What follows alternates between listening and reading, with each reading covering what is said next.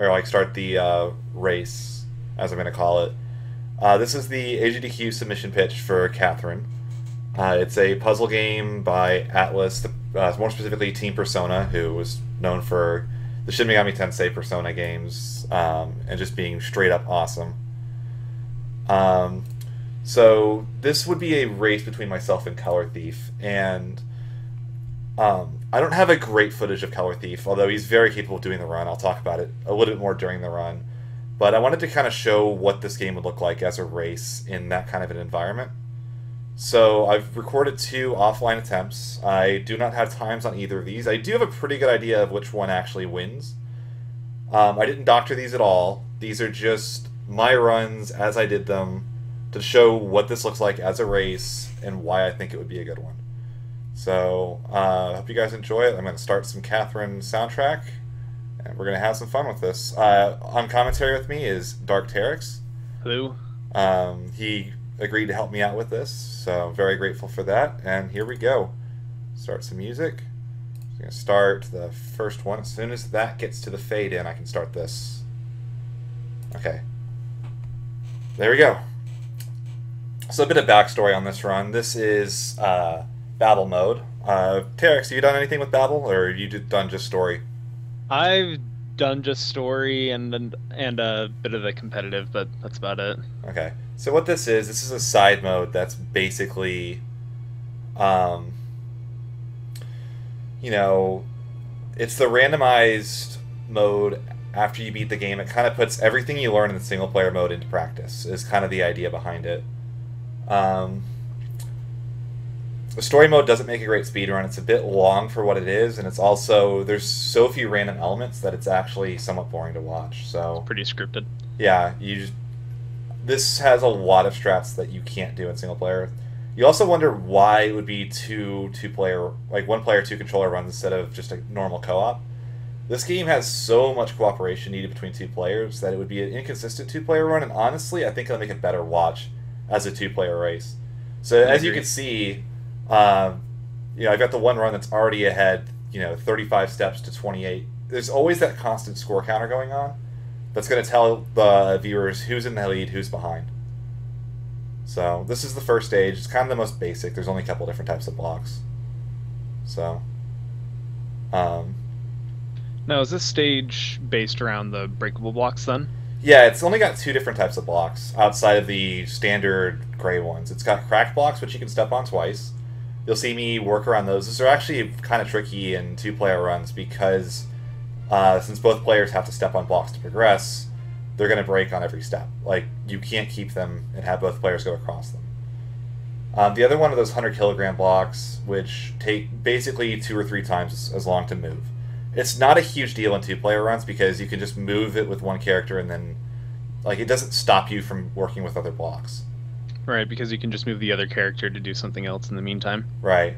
There's a lot of tech around just deciding when it's okay to actually move one of those, and when it's easier to just take the extra steps. You'll notice, again, this is a 1-player 2 controllers run. That's done because on the North American version of this game, there's a glitch that prevents the last stage from being completed.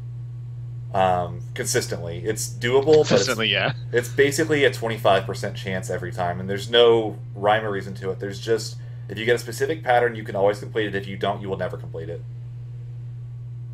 So, looks like we're getting somewhat close to the end. You'll see there's the level in the top right. There's levels 1 through 10. Each of those determines what block patterns are going to fall out for you. It also resets the speed the blocks fall whenever you go up a level.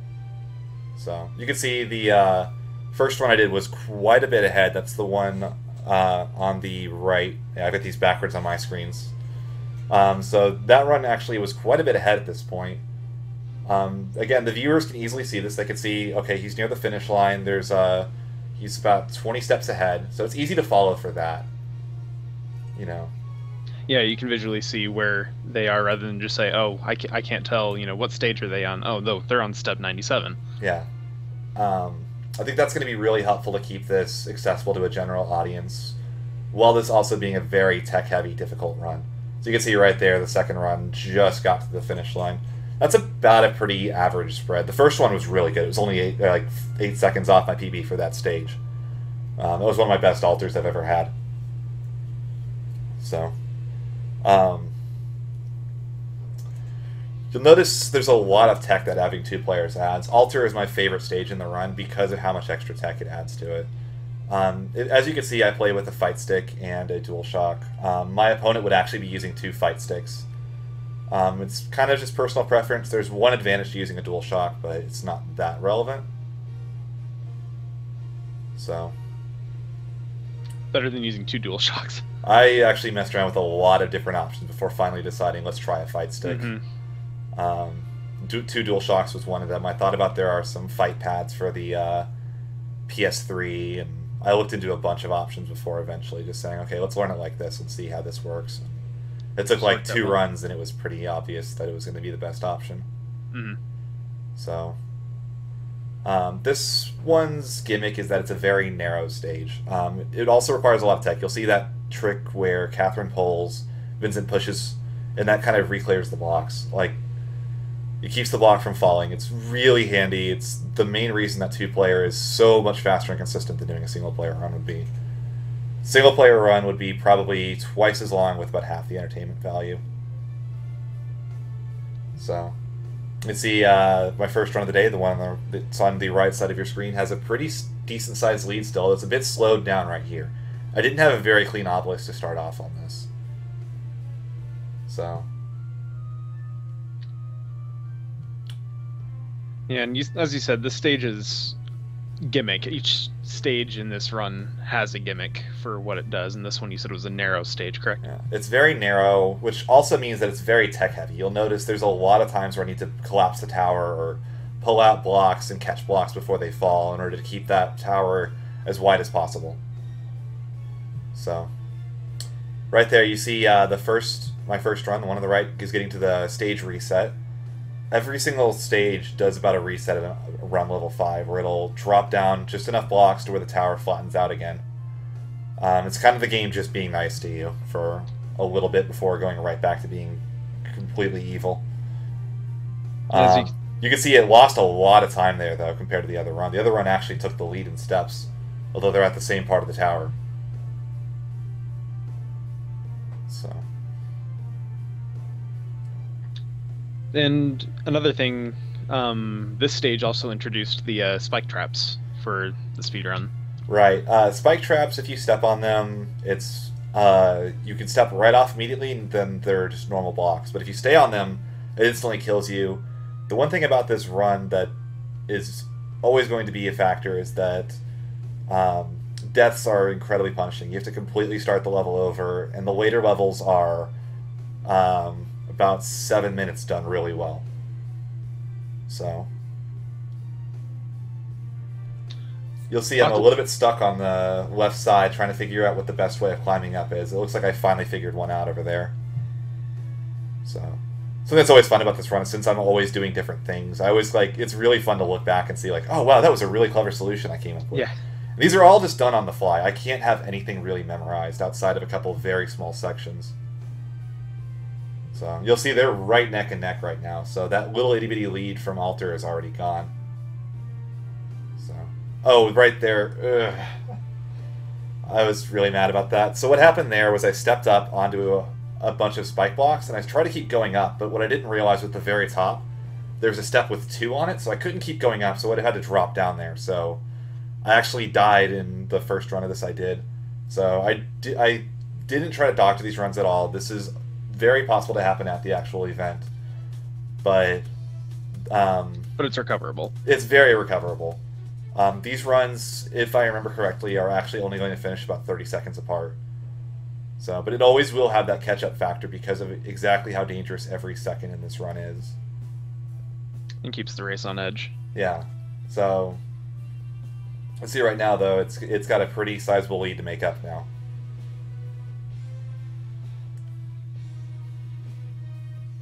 Now, there are just 10 levels for every stage? Yeah, 10 levels for every stage. They determine the blocks that fall, as well as you go up in level, it resets the speed at which the blocks fall out from under you. So, again, those are just... they're visual indicators both to the player and to a viewer for what's actually going on. You see right there on the left side, I'm a bit stuck in trying to figure out what the best way to get around is. Pretty cleverly using the depth in the stage to try to work around that. That's kind of one of those little tricks that you just eventually, you just kind of get used to seeing it. And if you see an opportunity like that, it's one of those like advanced techniques. It just takes time to actually master. To think like, okay, I can do this here, I can go around the back and use Catherine to do this. There's a lot of little things like that that you just pick up with over time. Yeah. So, my opponent would be Color Thief. He and D-Hacked have the world record for almost every stage in every version of this game. The only one they don't have on the PS3 North American release is actually the next stage, which is Obelisk. He's also able to play Tetris one-handed with both hands in GM. So he actually does this run with 2 fight sticks. So you'll actually have 2 totally different control schemes for how players are using it. There's a little bit of an advantage to using a DualShock, though, and that is that I have access to a right stick, which means I can move the camera. Moving the camera is very useful in some situations. In some situations it is. It doesn't always play a major factor. Right. But like you said there on the other one, you were stuck on that left one for a while, and you were able to use the depth of that. Yeah, you know, it allows you to double check some of those depths. Otherwise, you would have to kind of memorize or just straight up not know if it's safe to do something like that. So it has its advantages, but it's very dependent on what the actual tower does. So you can see right there on the left side, that's getting near the end of Alter. Not a very good run at all. 6 minutes is very mediocre for this stage, but it was deathless, so it's going to gain quite a big chunk of time on the run from the other time.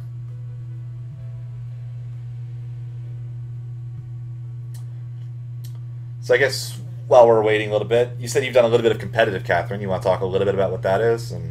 Yeah, sure. Competitive Catherine is essentially what you're seeing here, but rather than a co-op run, you have 2 people competing against each other to either race to the top of the stage, which is almost never the case, or fight for control of the stage, essentially. And most often you're just trying to read your opponent and knock them down further off the stage and keep them from climbing up further. Right. That actually would be an incentive for this run, would be to show off a competitive showcase, either with something like the grand finals of a tournament that's held at the event, or just have me and there's a couple of competitive Catherine players that'll be in attendance and just do a showcase where we show all the stages and have some fun with it. It's been on Playboy, it's been in Red Bull magazine. It went from like 200 viewers to 4,000 at Evo. Yeah, that was a surprise, and an awesome surprise. Yeah, it was a total blast to be at as well. I bet. So hopefully if we get this race in, we can also show off that afterwards. It'd be about 13 minutes. So on the right, or I guess on your left, since my screens are technically mirrored, you'll see that that's now on Obelisk. Obelisk is probably the hardest stage to be consistent, just because its theme is basically RNG. It's very much a catch-up factor in this run, as well as the final stage. It also looks like they added the ice blocks. Yeah, they added ice blocks, bomb blocks, and mystery blocks, and monster blocks.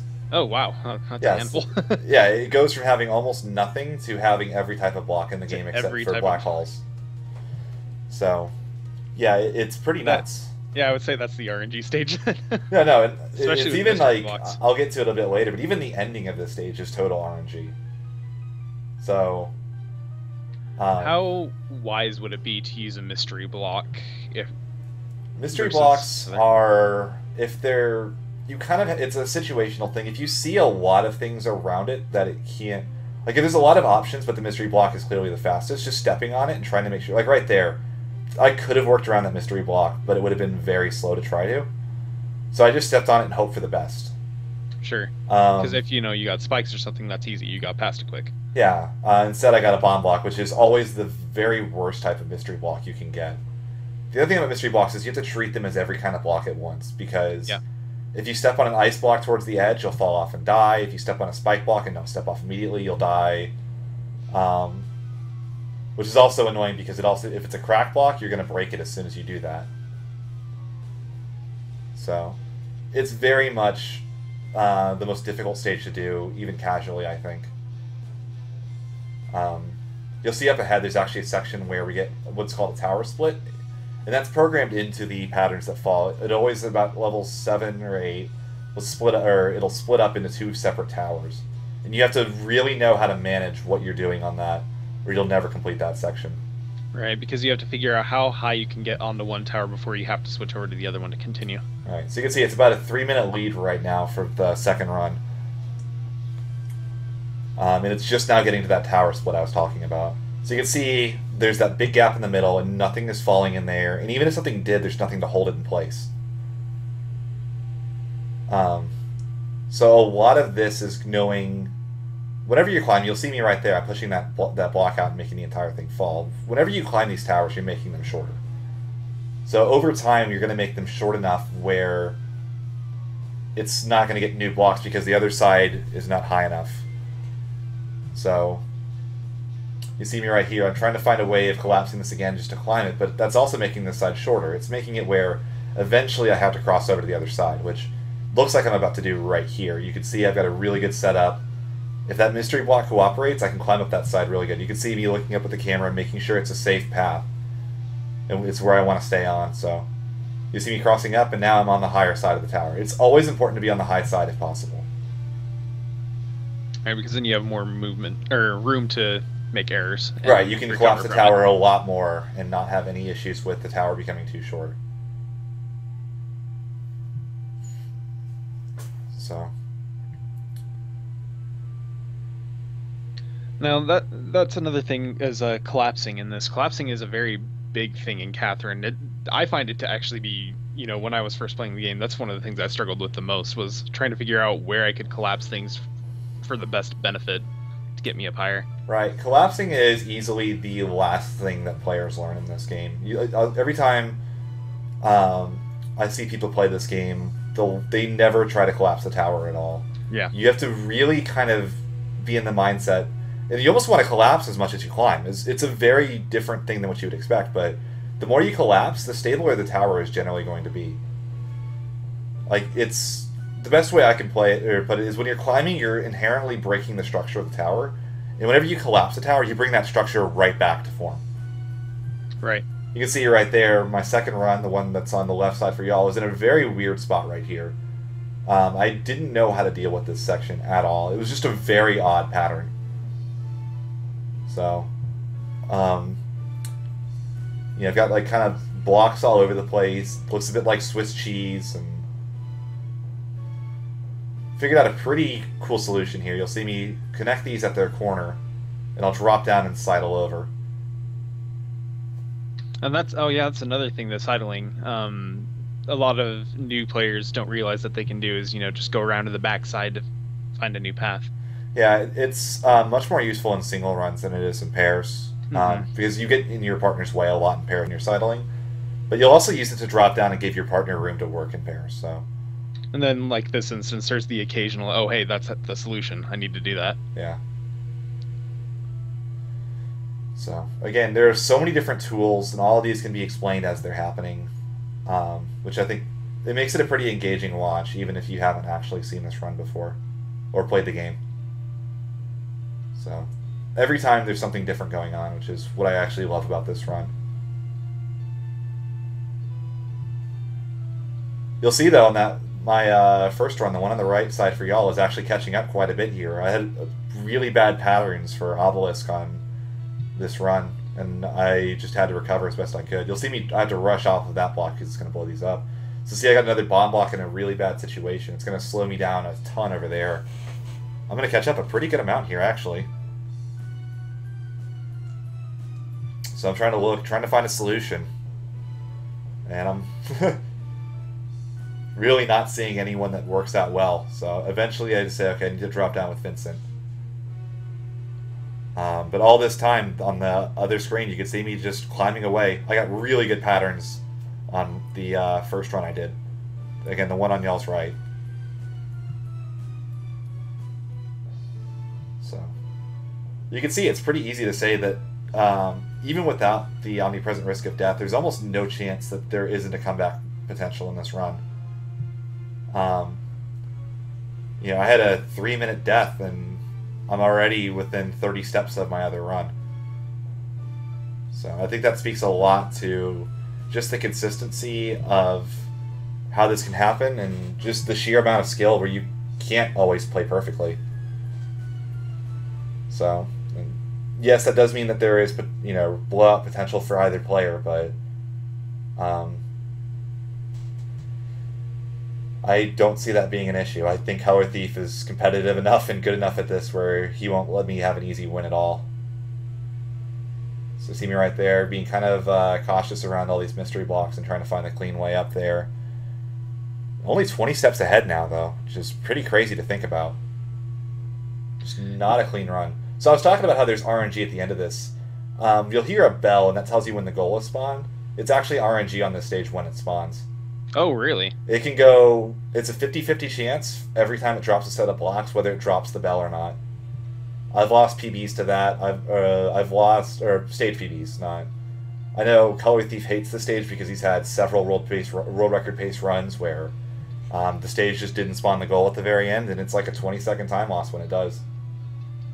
Looks like you had a pretty fast spawn for this left one there, though. Yeah, I think that was the second try spawn. So... About how long does it determine before it tries to spawn it again? It's about 20 seconds. You just climb up and okay. There's two different block patterns it can drop. One of them contains it, and one of them doesn't. I see. And it's just straight RNG whether you get it or not. See right there. Sometimes you get really janky patterns of falling like that. So I just collapsed the middle down to make it a bit easier to climb up. And if I remember correctly, I got a very quick block or goal spawn here. Yeah, that's right at the end. Like I hit level 10 and immediately dropped the goal. That's the perfect RNG. Outside of the fact that those didn't fall very cleanly. And you're what, like a minute behind on this other run now? Yeah, I'm maybe a minute behind because I gained back 2 minutes on that stage alone. Mm-hmm. When I do serious RTA attempts, I actually start with this stage, and I end on the final stage. The final stage is technically the one with the most variance, but it has a long cutscene at the end that would not be worth like skipping or whatever inside the middle of a run. So I just kind of end on it because it feels right to end on it. For the marathon's sake, though, we would try to... These stages have a very natural cadence to them when you do them in this order, so the run would be done with these order. Now, Axis Mundi, is this, if I recall correctly, the checkerboard pattern one? Yeah, this is the one where... I call it checkerboards, but basically it's just not going to drop a lot of blocks to work with. Just realized I forgot to start my timer. That's lovely. Yeah, I noticed that. Oh well, it's the same. I can tell you what the difference is. One wins over the other. Yeah, I have the timers on the actual videos as well. But yeah, basically it just doesn't give you a lot of blocks to work with is the gimmick. So the key is very, very good collapse patterns. You need to make every block count, but that also means getting rid of blocks that are going to be in your way or that are holding up the pattern from being a very stable one.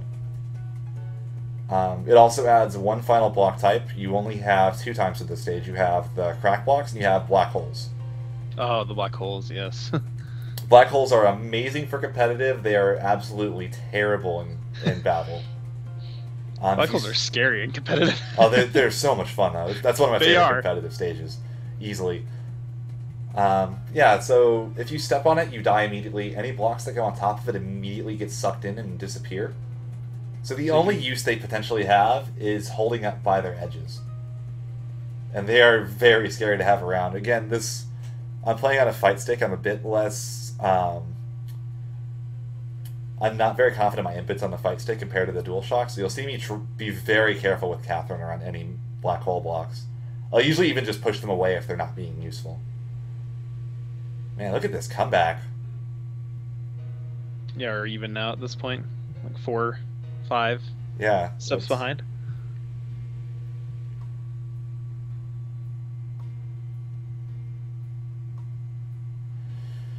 Yeah, they were right on top of each other now. Wow, that's pretty crazy.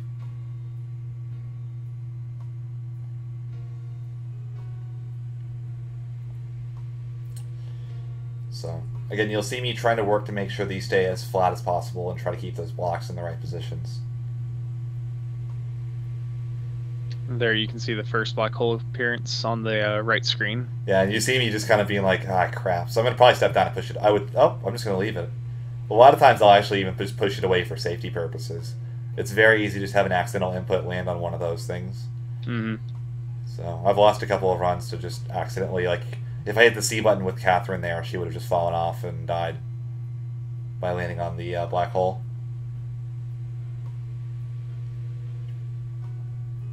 So right here, I'm looking for the best way of collapsing this, and I don't like what I'm getting.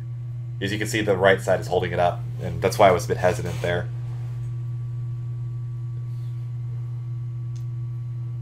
So you can see me trying to think this through, and I just can't figure out a good solution.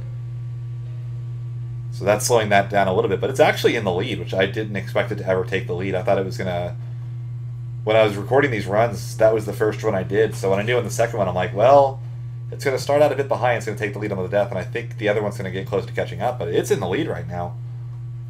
Actually, when you were talking about, oh, they might catch up, and it was behind, I thought this one's going to win. I was betting on it to win. So I guess we'll see.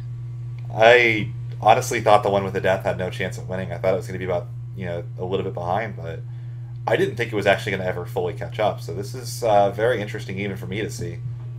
So I didn't run a timer with either of these runs when I did them offline. I didn't want to actually know. I wanted this to be enough of a surprise for me where I could kind of give a bit of that race feel to the commentary.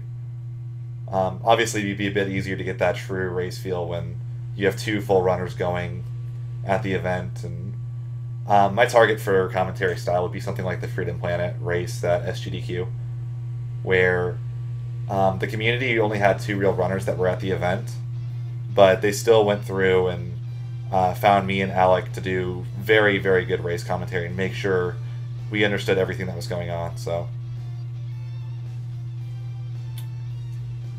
see, I'm really trying to figure out a solution on that right side. This is a bit slow. It's costing me the lead already. Very clean patterns for the left side of the screen. It's not having to slow down much at all to figure out where to go. So I tried to save this song for near the end because this is my favorite song in the entire soundtrack. It's a bit unfortunate. Babel does not have as good a music as the normal game does. I agree. The normal game has an amazing soundtrack. They just kind of remixed a bunch of really cool classical music. Which actually is funny because at work for me, we have a classic radio station and it'll play some of those songs sometimes, and I'm just sitting here, I'm like, why am I hearing Catherine music? Oh yeah, I have this radio station on. Yeah, it's definitely one of my favorite things about the game. Shoji Meguro did the soundtrack for it. He also did the Persona series. Again, this is the same developers that did the Persona series. It's technically set in the same world if you believe a cameo appearance in Persona 3 Portable, which is kind of cool.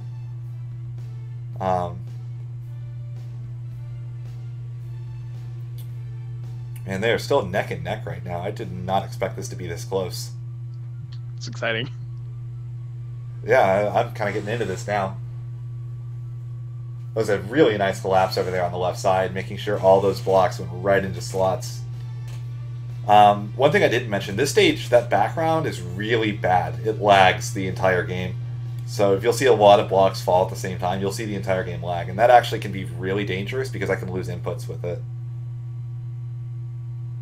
So, and it's already, there's a very high execution barrier for this game already. So any dropped inputs are just scary as heck.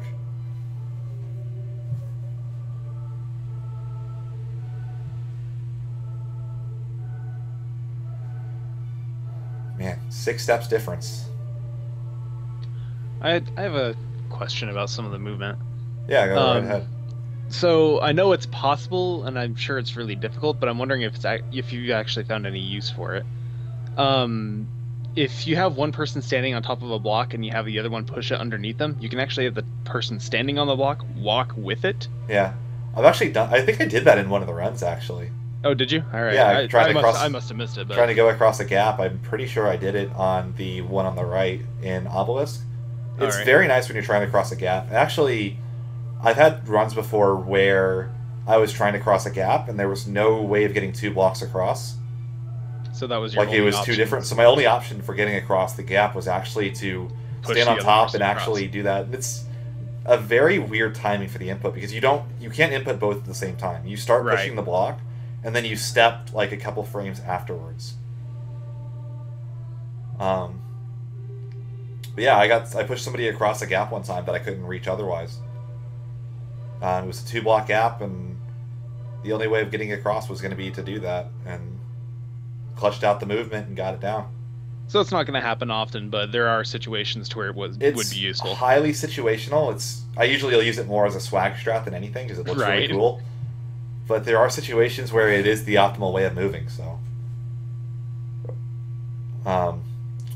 that's like the thing about this game. There's just so many different situations in this, and all of them have their uses, and you just have to know from experience or whatever. Just okay, this is the exact option I need to do here. I need to collapse here. I need to push this block. Okay, this one's going to be better if I try to climb this section. So see right here, I'm looking and I'm on the left side. I'm saying, okay, this is now a collapse situation. I need to push this tower down and climb it that way instead. And it works really well right there, as you can see. I look and say, okay, I can push this forward, and it gives you a simple path. Yeah. Oh, looks like I kind of went around. I don't know why I did that. I could have just pushed that block. It looks like. Wasted a bit of time there, although I guess he's got a lead, so...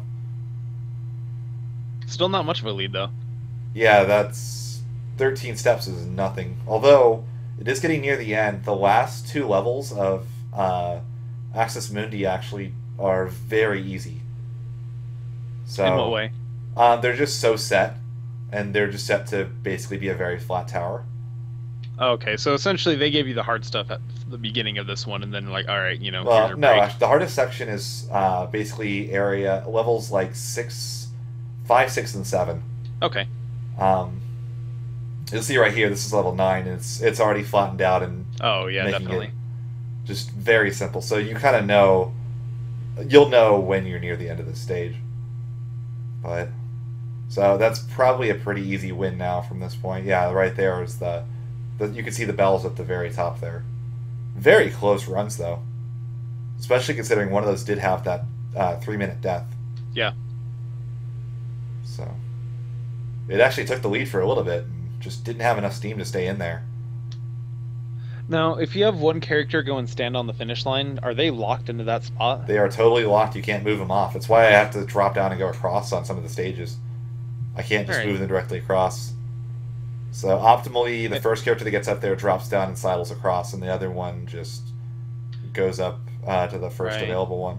I was wondering why you did that, and that was my, my thought on it, but I wasn't sure if that's exactly what it was for. Yep. Yeah, it's surprisingly simple, but it's not that complicated. It's just one of those things that for the first time you see it, you're like, oh, that's kind of annoying. So you just kind of deal with it. Have you ever lost a run to something like that?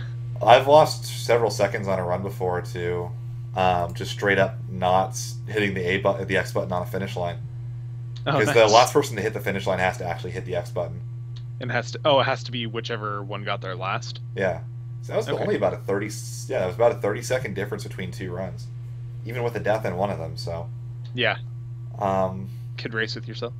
Yeah, very good offline first version versus second run. So, yeah, that's been the Catherine video showcase. Again, thanks to DarkTerrex for just kind of chilling in a call while I did this. Yeah, you're welcome. I had fun. Yeah, I didn't give him too much to talk about, but he pointed out a couple of little mini things that I didn't mention. So, thank you very much, and good luck on your submissions as well. Thanks. All right, I'll cut the highlight.